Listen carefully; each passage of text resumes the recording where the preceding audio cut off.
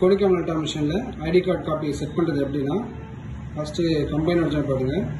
அதில் 4-in-1 வச்சுட்டு back வந்துடுங்க. அடுத்து பேப்பர் போயிட்டு ட்ரே ஒன்று.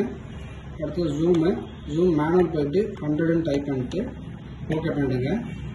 குவாலிட்டி போயிட்டு ஃபோட்டோ, புது மிஷினில் மேக்ஸிமம் ஃபோட்டோ வச்சுக்கிறது பெட்ரு, எதுவும் இஷ்யூ வராது.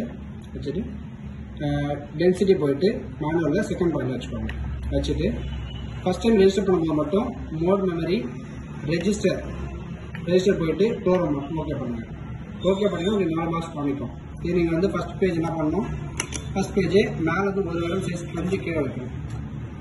கொஞ்சம் கீழே வச்சுட்டு க்ளோஸ் பண்ணிட்டு ஸ்டார்ட் பண்ணுறதுக்கு முன்னாடி உங்களுக்கு எத்தனை காப்பி வேணும். இன்கேஸ் உங்களுக்கு 2 காப்பி வேணும்னா 2. இன்கேஸ் ஒரு சில வாட்டி உங்களோட ஒரிஜினல் காப்பி வந்து ரொம்ப லைட்டாக இருந்ததுன்னா டென்சிட்டி போயிட்டு இன்க்ரீஸ் பண்ணிக்கணும். ஒரு பாயிண்ட் இன்க்ரீஸ் பண்ணிக்கணும். அது டிபெண்டிங் அப்போ உங்களோட ஒரிஜினல் எப்படி இருக்கோ அது பொறுத்து. ஃபஸ்ட்டு ஸ்டார்ட் பண்ணுறீங்க, ஸ்டார்ட் ஆகிடும்.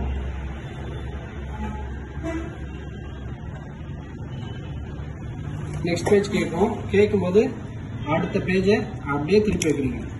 அடுத்த பேஜை திருப்பி வச்சுட்டு உங்களுக்கு அடுத்த பேஜ் நீங்கள் ஸ்கேன் பண்ணலாம். நீங்கள் என்ன பண்ணணும், ஸ்கேன்னா ஓகே பட்டன் ப்ரெஸ் பண்ணணும். ஓகே பண்ணுங்க.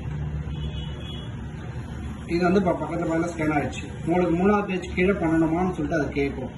இப்போ நெக்ஸ்ட் பேஜ் கேட்குது 3வது பேஜ் பண்ணுமா வேணாம். அதனால் நீங்கள் என்ன பண்ணுறீங்க, டைரெக்டாக ஸ்டார்ட் பட்டன் ப்ரெஸ் பண்ணிக்கிறீங்க. பண்ணிட்டீங்கன்னா உங்களோட ஐடி கார்டு வந்துடும்.